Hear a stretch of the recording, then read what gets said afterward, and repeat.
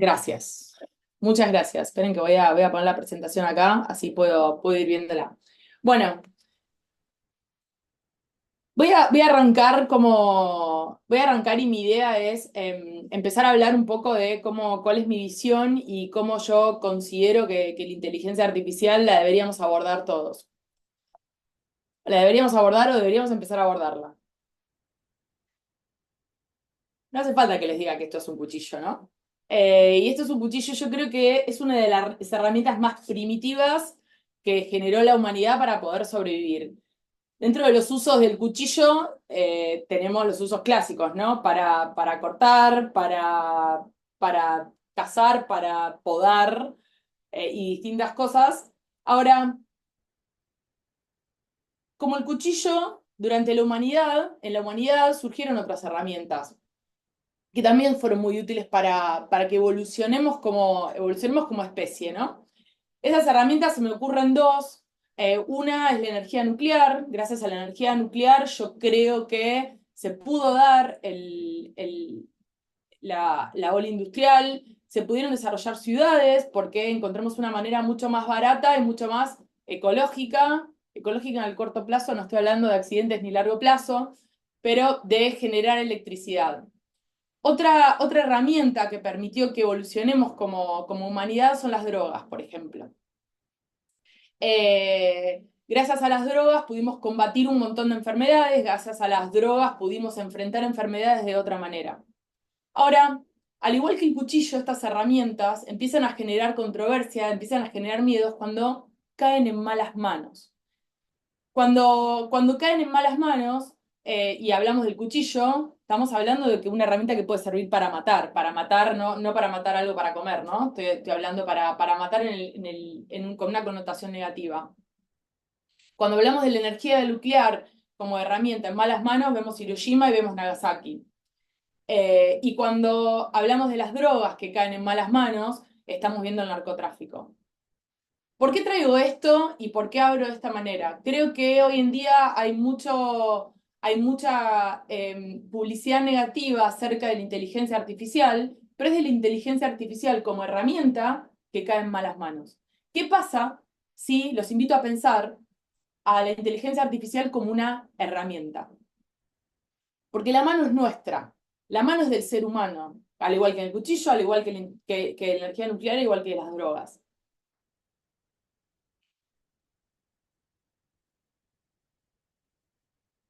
Cuando Y eso es lo que pasa cuando pensamos a la inteligencia artificial como una herramienta, y cuando esa herramienta cae en malas manos, estamos hablando de algo que es la deshumanización, ¿no? Y es enfocarnos en algo diferente.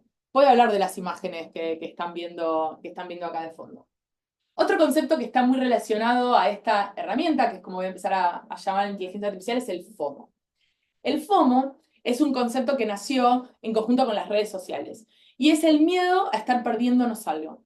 Miedo a, si yo no miro Instagram, me estoy perdiendo algo que está pasando y que yo realmente tengo que estar viendo. Hoy en día, con la inteligencia artificial, estamos experimentando el FOMO. El FOMO a, hay algo allá afuera que está pasando que yo no lo sé usar. Hay algo allá afuera que está pasando que mi empresa no lo tiene. Hay algo allá afuera que está pasando que yo debería estar implementando y no sé, no tengo la menor idea por dónde empezar.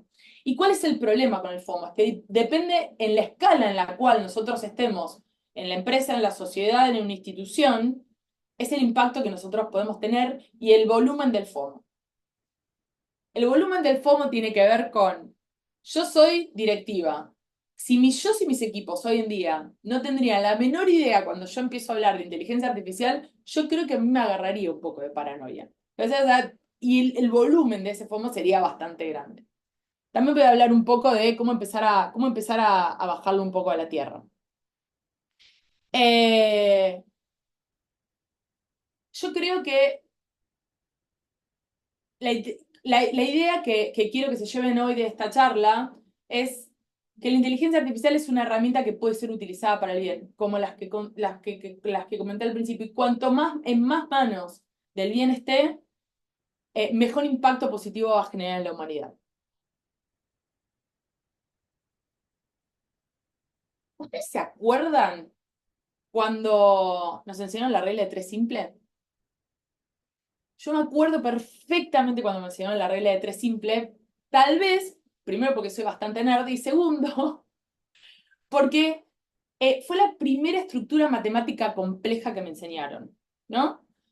Ahora, lo que yo no me acuerdo fue en qué momento fue ese momento de eureka en el cual yo dije, empecé a usar la regla de tres simple como una herramienta cotidiana. Eso yo no me acuerdo. Capaz que un día fui al kiosco y dije, che, un caramelo sale uno, tres caramelos salen tres, entonces, eureka, la regla de tres simple pasó a ser parte de mi toolbox, ¿no? De mi caja de herramientas. Cuando ustedes estaban enseñando Excel, spreadsheet, ahora para los más modernos, los que no son población de riesgo, ¿ustedes se imaginaban que iban a usarlo como una herramienta de la vida cotidiana? A mí cuando me estaban enseñando Excel o Excel, en ese momento me enseñaban Excel, no me voy a hacer la adolescente, no me enseñaron spreadsheet, pero bueno, usábamos Excel. Cuando me enseñaron Excel, yo no me imaginé que iba a ser una herramienta fundamental para el desarrollo de mi vida. Es muy fuerte lo que estoy diciendo. Ahora, yo generé mi empresa cuando tenía 27 años y creo que lo primero que hice fue un Excel. Lo primero que hice fue un Word con visión, misión y a ver qué queremos hacer.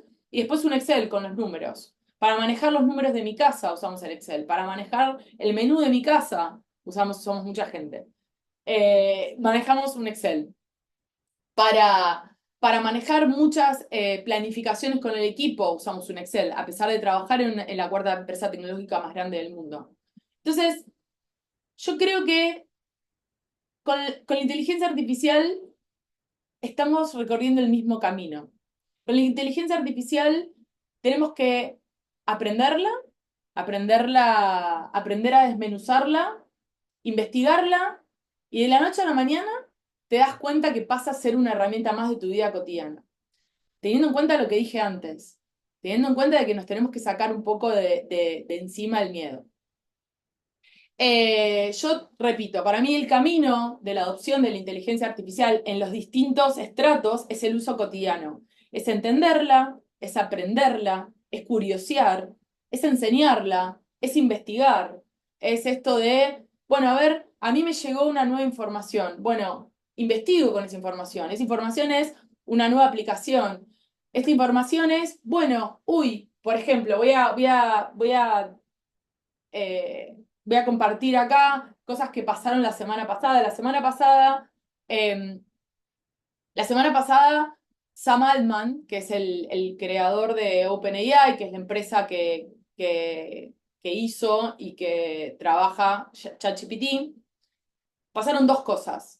La primera es que salieron ingenieros de su propia empresa diciendo, si nosotros tuviésemos que cobrar lo que realmente sale lo que estamos haciendo, en vez de $20 por mes, tendríamos que cobrar $2.000 por mes. Y eso generó una controversia, pues la gente dice, por $2.000 nadie lo va a usar. Si yo entiendo lo que hay debajo de esto, que ahora vamos a hablar también un poco de eso, y si yo me empiezo a meter, empiezo a entender que todo esto es hermoso, es divino, es la parte brillosa, pero la parte oscura es la inteligencia artificial es cara.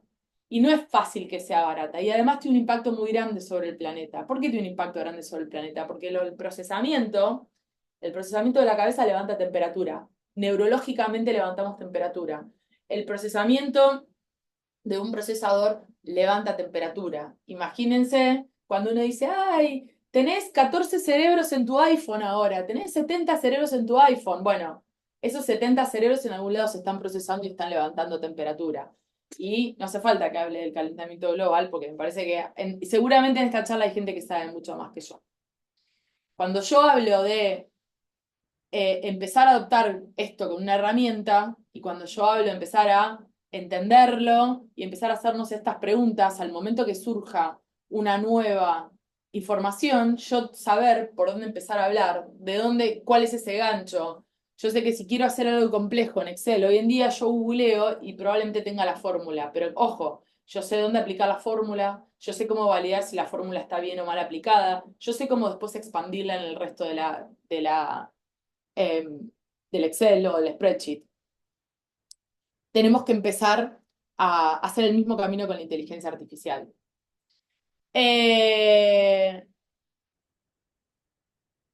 ¿Por qué tenemos que empezar a hacer el mismo camino con la inteligencia artificial? Porque creo que el uso cotidiano de la inteligencia artificial la humaniza para el bien. El momento en el cual nosotros nos apropiamos de esa herramienta, la podemos empezar otras cosas. En el momento en que nosotros nos apropiamos y empezamos a usar el cuchillo para todos los días, tenemos un excelente destornillador o tenemos una excelente rasqueta para sacar suciedades difíciles de la casa. Siendo graciosa, ¿no? No creo que utilicemos la inteligencia artificial para sacar la suciedad difícil de la casa. Apropiarnos de una herramienta nos ayuda a humanizarla. Y yo creo que la inteligencia artificial hoy en día también está empezando a obrar como co-creador, como inspirador. A mí la inteligencia artificial no me va a reemplazar. Y eso que yo trabajo en tecnología. Estoy segura que no me va a reemplazar. Ahora, me inspira todos los días y alimenta mi inteligencia real. Y yo también me preocupo muchísimo por alimentarla todos los días.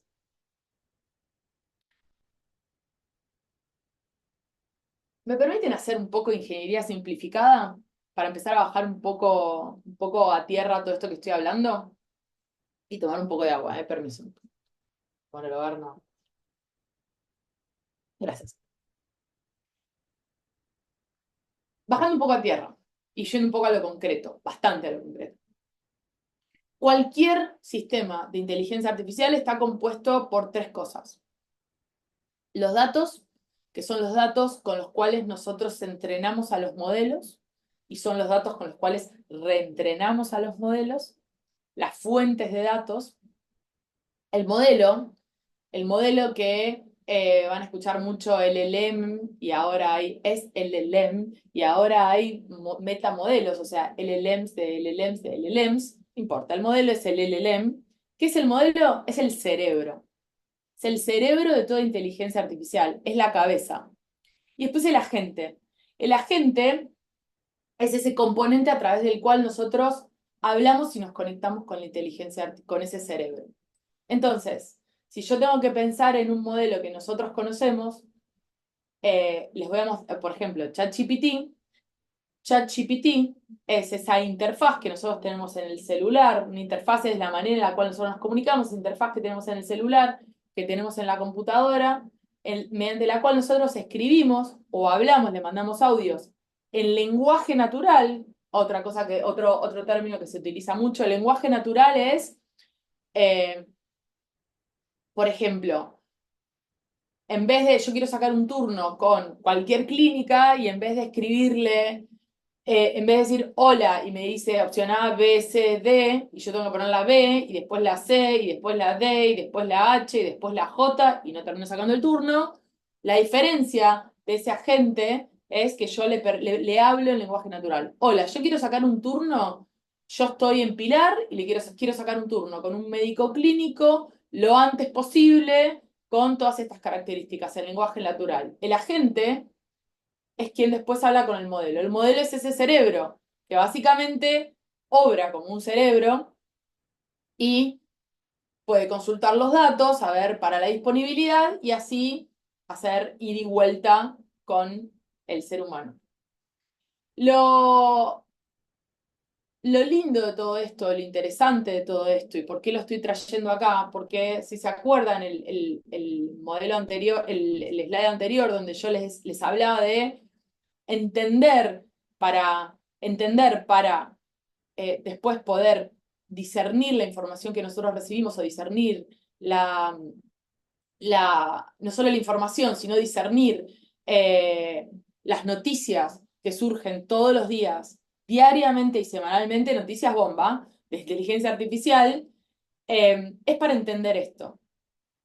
Hay otros términos que están muy relacionados, íntimamente relacionados con la inteligencia artificial y con estos tres componentes que me gustaría traerles para que empecemos a abrirle las entrañas a este monstruo y empezar a meternos un poquito más.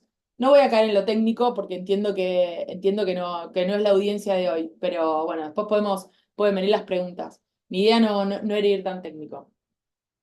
Pero hay tres cosas que están en todas las noticias de inteligencia artificial. Uno es el bias, que es el sesgo. El sesgo es lo que nosotros conocemos como sesgo. El sesgo de la inteligencia artificial tiene que ver con el sesgo de las respuestas. Les voy a dar un ejemplo muy concreto. Creé un modelo de inteligencia artificial que sea mi executive coach. Mi executive coach porque yo muchas veces tengo que armar unas presentaciones que son realmente bastante complejas en inglés y son técnicas. Y yo estoy cansada, me pasó, vengo de un viaje, tengo el jet lag que me está asesinando. Lo tenía que hacer en el avión y dije, bueno, pará. Creé un programa que básicamente le dije, vos vas a ser mi executive coach y le di toda mi personalidad, le di mi background, le di mi perfil de LinkedIn para que lo lea, le di 80 documentos que son básicamente para los cuales yo tenía que tomar como fuente y dije, y armame una presentación de esto. Y en un momento ese programa tiene que generarte una imagen. ¿Y qué imagen me generó? Un executive coach es un hombre de traje en una oficina. Eso es el bias, eso es el sesgo. ¿Por qué es el sesgo? Y porque executive coach no tiene género, no tiene lugar, pero ¿qué pasa? ¿Se acuerdan de este modelo? Vos tenés los datos, vos tenés el modelo y vos tenés el agente. El modelo, que es el cerebro que me contestó y me generó la imagen que yo le pedí para este programa, está alimentado con data. Cuando hablamos de los sesgos de la inteligencia artificial, lo que pasa es, nosotros estamos alimentando modelos con información de 30, 40, 60 años para atrás y pretendemos que nos dé una respuesta libre de esos sesgos. Es muy difícil pedirle a la inteligencia artificial que se saque todo el mote histórico de la humanidad. La inteligencia artificial está aprendiendo de nosotros.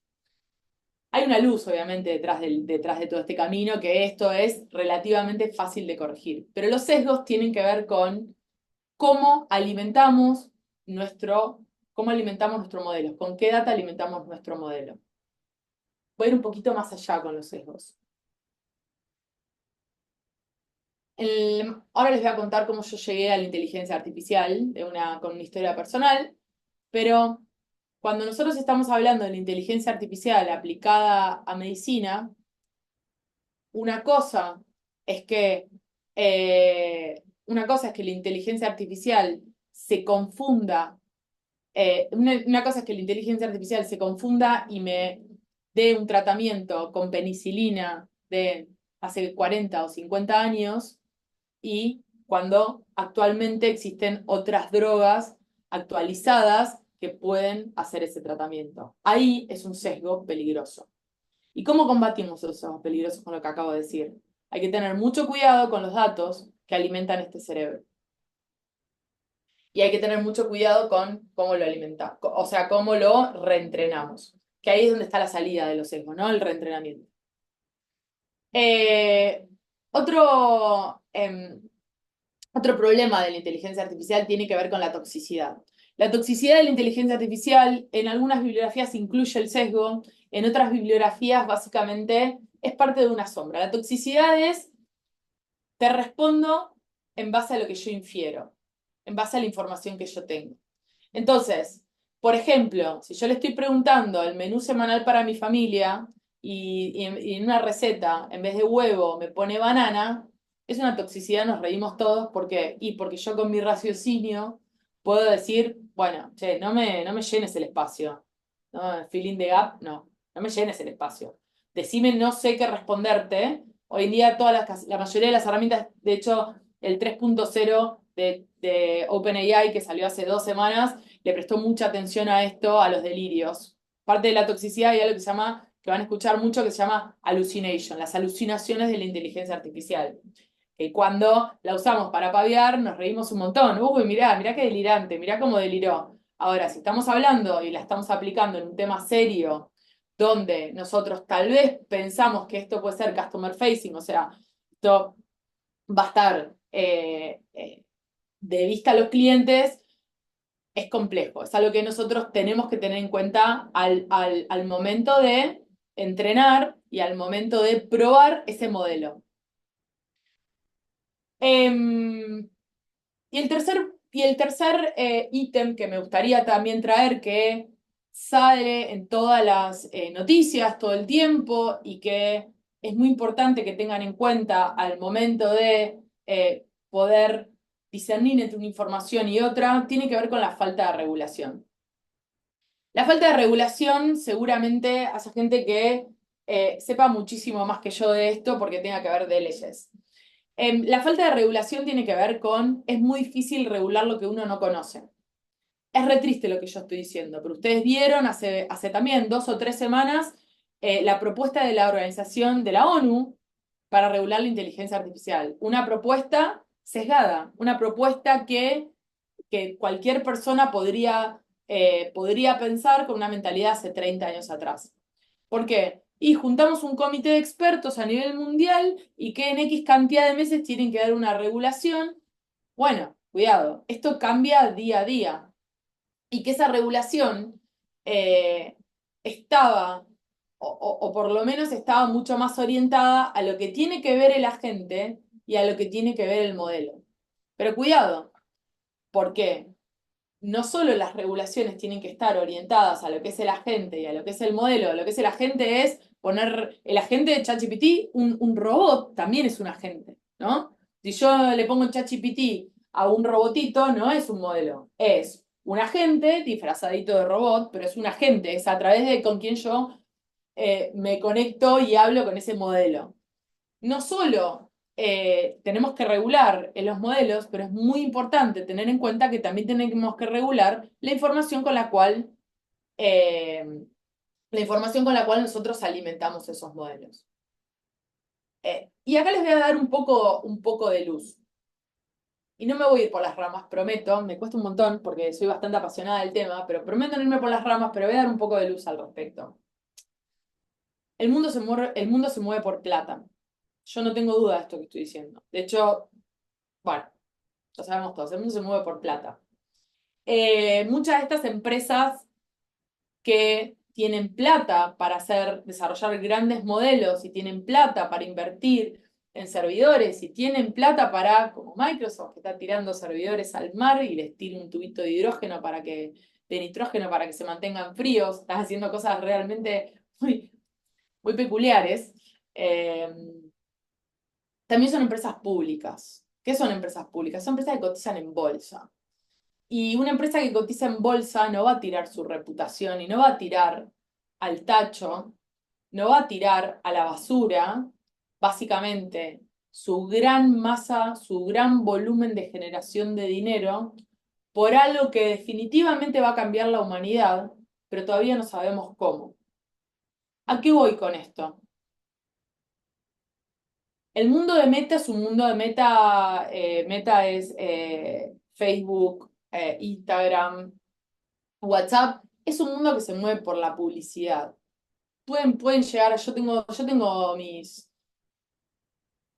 resquemores, yo sigo mucho, viajo mucho para Estados Unidos y sigo mucho las noticias y la verdad es que el hecho de ver lo que hicieron con los algoritmos de YouTube, lo que hicieron con los algoritmos de Instagram, me erizó un poco la piel. Me pareció, la verdad, bastante borde. Sobre todo porque tengo hijos chicos y me parece que se fueron un poquito, digamos, un poquito de la raya. Entonces yo a Meta a veces lo dejo de costado porque nada, el hecho de ver a Zuckerberg 2 veces por mes ¿cómo se llama? El Congreso de Estados Unidos y que haya muchos estados que hayan prohibido Instagram para menores de 14 años, me parece que no viene ya, o sea, ya me parece que está jugando muy en la línea y si quiere poner en reputación su gran empresa pública como lo hizo ya una vez con el metaverso, genial. No, lo voy a correr un poco. Ahora, OpenAI no es una empresa pública. Ahora, OpenAI, ¿de qué vive? Y vive de aportes de distintas empresas, pero en algún momento el aporte de estas empresas, cuando estamos hablando de que estamos en un contexto de recesión mundial y cuando Estados Unidos en un mes va a elegir su nuevo presidente,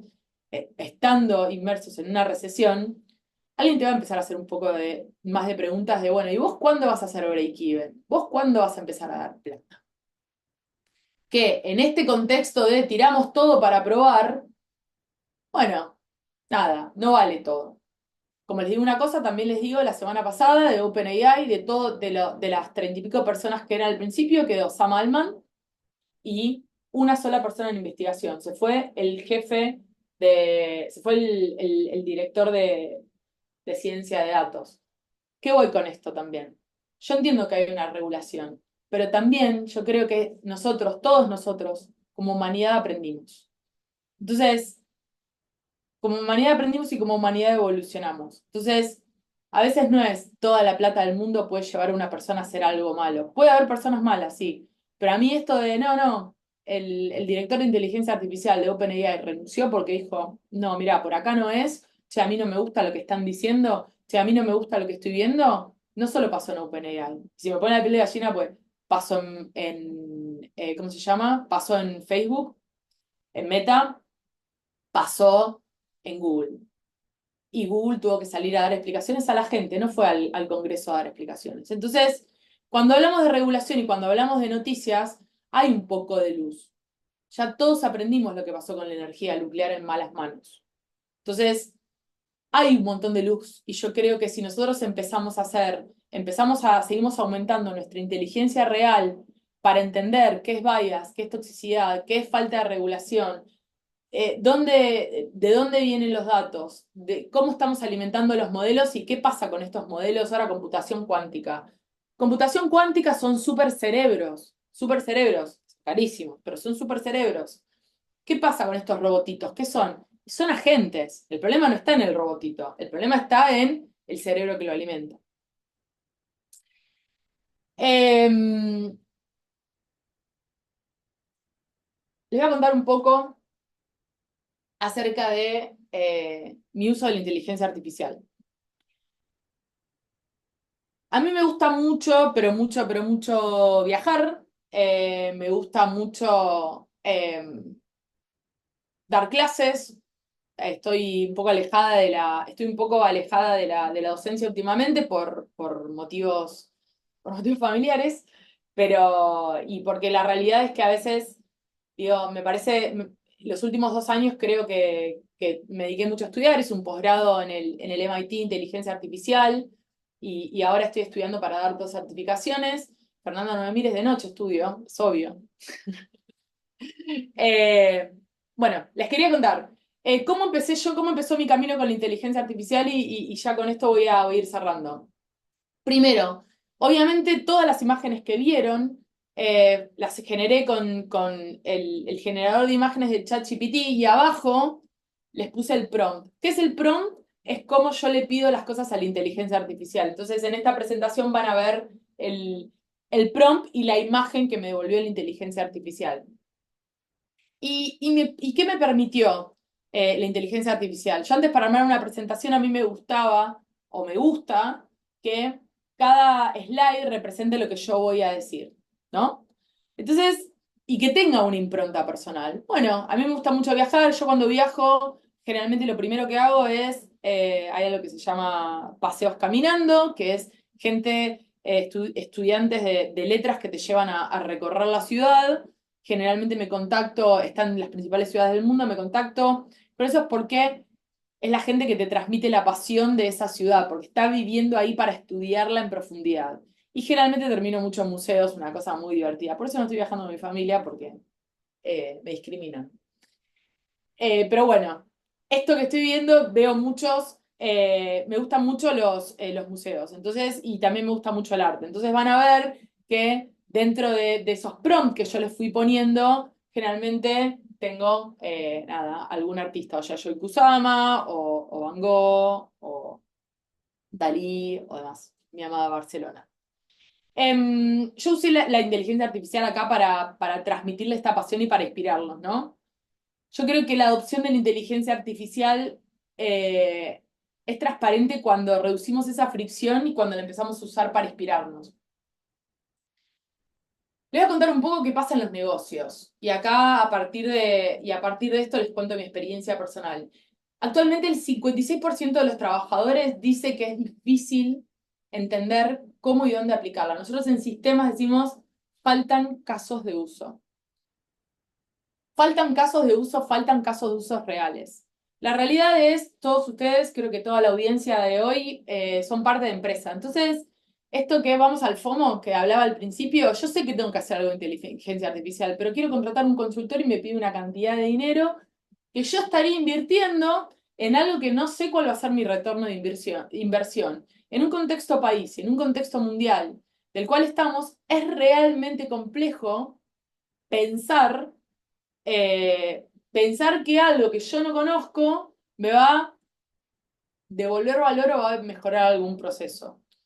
Generalmente, hoy en día, la inteligencia artificial termina cayendo en Research and Development, o sea, en las áreas de investigación. No veo algo concreto. Y a veces viene alguien y me ofrece, me dice, no, mira, yo tengo esta súper herramienta que tiene inteligencia artificial, y no sé de qué me está hablando. Bueno, ahora ya tiene un poco más de información. Che, ¿de dónde sacas los datos? Che, ¿cuál es tu modelo? ¿Dónde se procesa esto? ¿Cuáles son los agentes? ¿De qué manera van los agentes? ¿Cómo crece esto? ¿Cuál es la regulación asociada?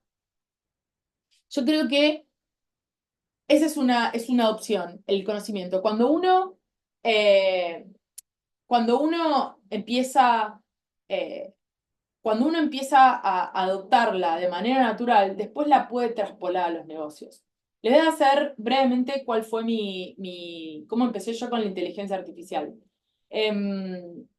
Estaba haciendo el posgrado del MIT que les conté, estaba muy metida, el posgrado del MIT era bastante hands-on, o sea, me encontré, obviamente, muy hands-on, muy metida, muy haciendo cosas con modelos, generando modelos, entrenando modelos y demás.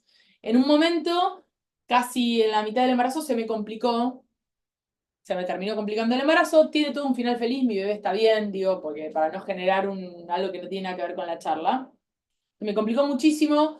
Eso me llevó a que yo básicamente trabajaba, yo trabajo full time, dejé de viajar, hice un viaje, volví y no viajé más, porque el bebé iba a salir en el momento que los médicos lo determinaban. Una persona, se pueden imaginar, tranquila, cero controladora como yo, estaba relajada y lo dejó fluir. Me costó un montón, un montón.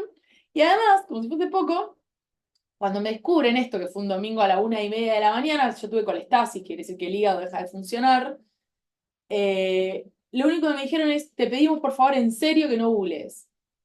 Yo soy muy obediente, no googleé, pero al otro día cuando me levanté, lo veo a mi marido con la cara de figura y digo, googleaste, había googleado. ¿Qué pasa con todo esto y por qué estoy contando todo esto? Un montón de cosas pasan. Primero entendí lo que es el bias. Empecé a sentir en carne propia lo que es el bias, lo que es el sesgo. ¿Cuál era el sesgo? De golpe, un día, yo voy al médico, nada, googleé, a ver qué vimos. Lo que yo tenía un 97% de mortalidad fetal. Llego al médico, el tipo estaba tranquilo. Un día, digo, bueno, vamos a hacer algo con esto, no puedo entenderlo. Había algo que no me macheaba en la cabeza. Digo, ¿en serio esto está pasando? Voy, le compro un café y le caigo en el consultorio. Yo obviamente lo tenía que ver 3 veces por semana, digamos, pero él estaba tranquilo. Cuando digo tranquilo, el tipo estaba tranquilo. Entonces, hola, ¿cómo andás? Le caí con un café con una mediana, me enteré que era diabético, genial. Me guardé la mediana en la cartera, le doy el café. Y le digo, Doc, el doctor Segovia, que lo amamos fuertemente, le digo, Doc, ¿haz una pregunta? Mira, la verdad es que te tengo que contar. Mi marido se llama Milcar Gulio. ¿Por qué? Y dijo, claro, no, sí, tiene esa mortalidad. Esa mortalidad en los 60, como yo me recibí de médico, me hizo en los 70, no sé cómo se recibe de médico. Me dice, vos estás, me dice, en un embarazo controlado, es tu tercer embarazo, tenés medicación, no te funcionó, la primera medicación no funcionó, tenés la otra. En ese momento no sabíamos para dónde salir corriendo. Me dice, lo vas a tener en esta clínica que te queda a 10 minutos de tu casa. Yo te puedo hacer 4 controles de sangre por semana, te puedo hacer 2 ultrasonidos, o sea, 2 ecografías por semana. Dice, ese porcentaje, me dice, ¿obviamente existe un riesgo? Claro que existe un riesgo, pero yo no soy un loquito, soy un tipo que tiene, no le voy a decir la edad, pobre hombre, pues capaz que alguien lo conoce. Entonces me dice, yo no soy un loco. Me dice, ese porcentaje que vos viste, por eso te dije no googlees, corresponde a información y papers históricos que están en la web que vos sos licenciado en sistemas, o sea, te dedicás a ingeniería, no lo sabés interpretar. Entonces, no googlees, quédate tranquila, vos sos una mosca, yo todos los días me levanto pensando en vos, pero yo sé que a la noche voy a recibir el resultado de tu análisis de sangre. Y en base a ese análisis de sangre, yo, que soy médico, voy a tomar una decisión. Primer voladura de cabeza, ahí entendí lo que es el sesgo. El sesgo también existe en Google. Por eso es importante adoptar y por eso es importante entender, digamos, qué es lo que alimenta. ¿Por qué? Porque hoy en día Google también se alimenta con inteligencia artificial.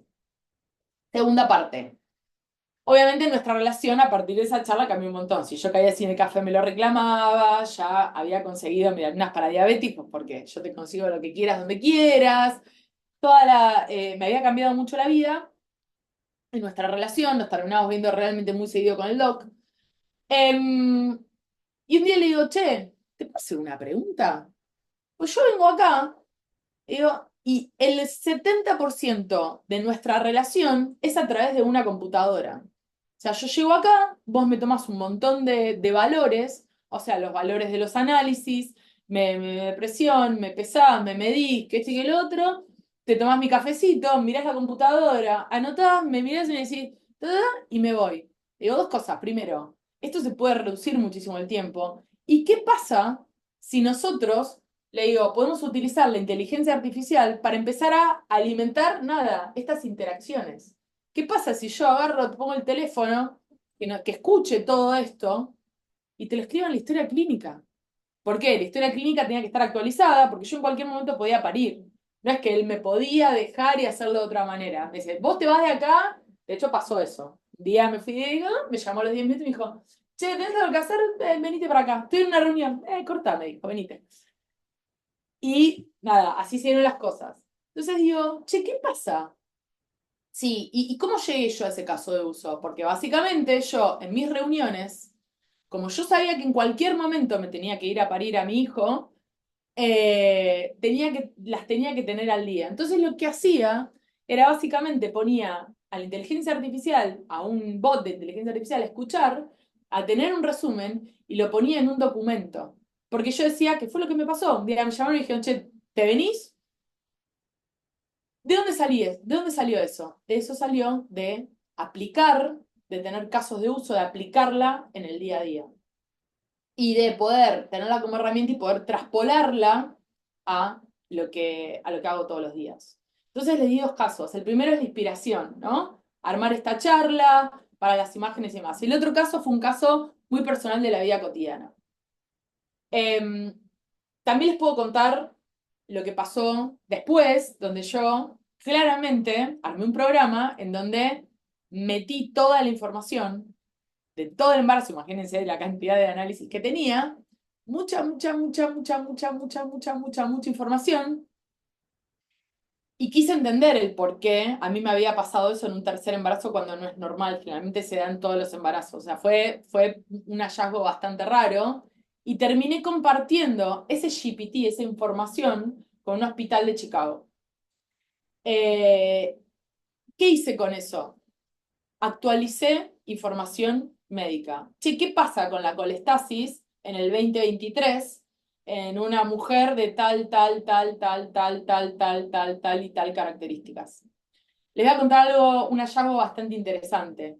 La colestasis, me decían, es muy raro que se dé en Argentina, después me enteré que no es tan raro. El mayor, el mayor índice de colestasis que estaba y que tenía un 90 y pico por ciento de mortalidad es porque la data la teníamos post Segunda Guerra Mundial de Italia. ¿Qué había? Y había desnutrición, había estrés, había miedo, había falta, obviamente, de nada, ¿no? Y 60, 70 años para atrás, donde no había todos estos estudios. Sesgo, que estaban alimentando un cerebro y que están sacando conclusiones erróneas. ¿Qué pasa si digo, che, pará, todos nosotros empezamos a hacer estos cerebritos y empezamos a compartir esta información? Un caso de inspiración con la inteligencia artificial, segundo caso de alimentación, de compartir este conocimiento de alimentación del cerebro. Yo no compartí paper, compartí información procesada, información real, información procesada. Y el tercer caso, que es un caso real, que obviamente yo se lo planteé al médico de manera hipotética, pero yo en mi caso lo llevé a cabo y lo fui perfeccionando, que tiene que ver con la reducción de la fricción y la humanización de los vínculos, ¿no? La reducción de la fricción en una reunión, el resumen, el poder mirar a una persona en vez de estar anotando, el humanizar ese vínculo y el bajar la ansiedad de yo ahora si me tengo que ir y esta reunión queda en la nada, entonces yo me voy porque en qué momento yo me retiro para dejar todo en orden, ¿no? Para hacer una transferencia ordenada.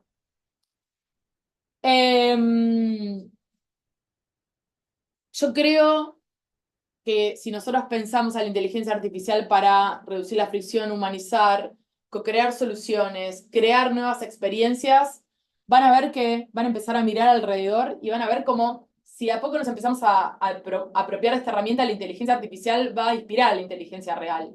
Yo creo que no hay una competencia. Yo creo que la inteligencia real y la inteligencia artificial van a aprender juntas.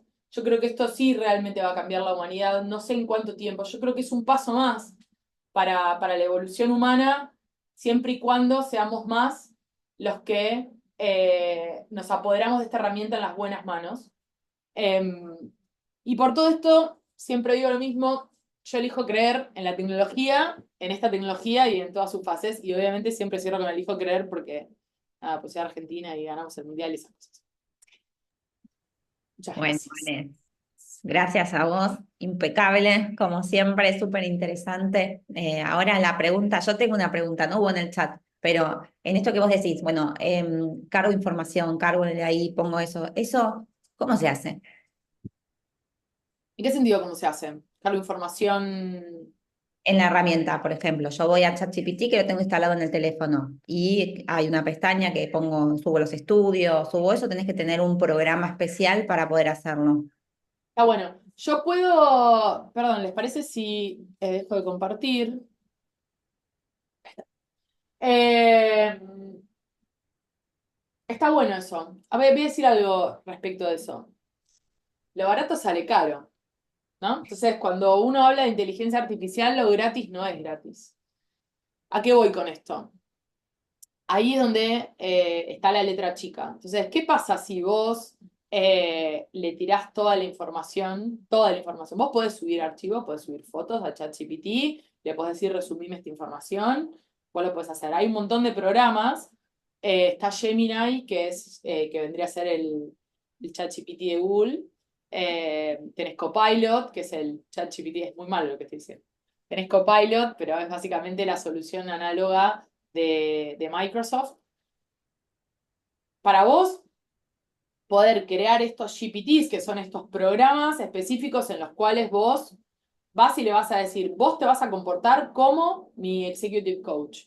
Yo soy de tal manera, yo me comunico de manera semiformal en inglés, mi lengua madre es español, eh, trabajo en tal lugar, este es mi LinkedIn, estas son mis últimas presentaciones. Es un programa que yo le estoy creando un LLM, estoy creando un submodelo, un subcerebro, eh, para el cual después yo le voy a pedir que me dé respuestas específicas. Eso lo haces generalmente con las versiones pagas.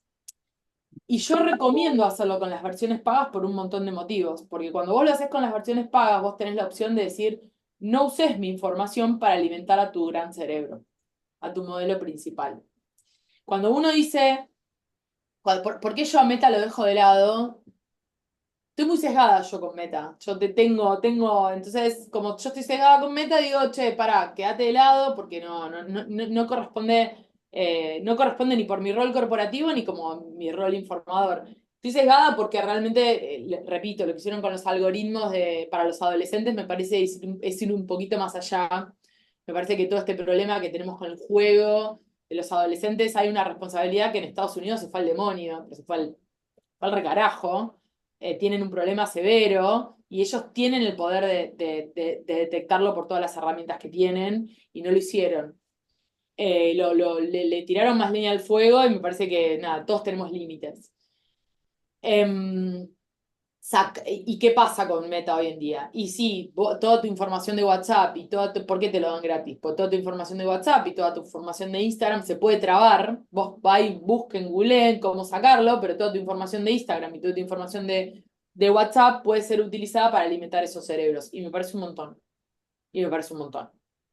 Entonces, cuando vos decís, che, ¿cómo se hace? Bueno, nada, te agarrás esta herramienta, yo recomiendo la versión paga siempre, son $20 por mes. Si te pones a pensar, capaz que te lo gastás en una tarde en Starbucks.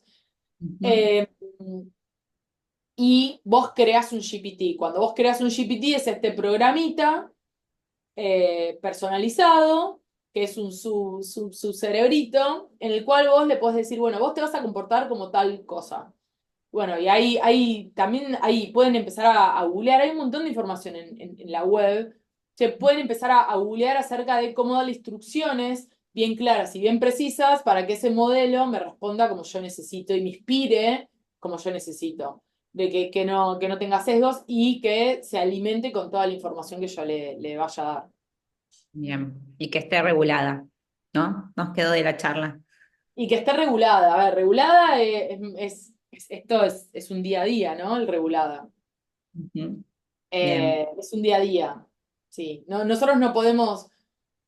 Me parece que la regulación, no sé si fui clara, pero yo creo que la regulación tiene que venir por las manos en las cuales esto cae. No va a Ujú. venir por la ONU que te va a decir, chicos, no hagan lío, chicos, chicos, no se peleen porque hay guerras en el mundo. Entonces, evidentemente hay una regulación mundial que incluso no funciona.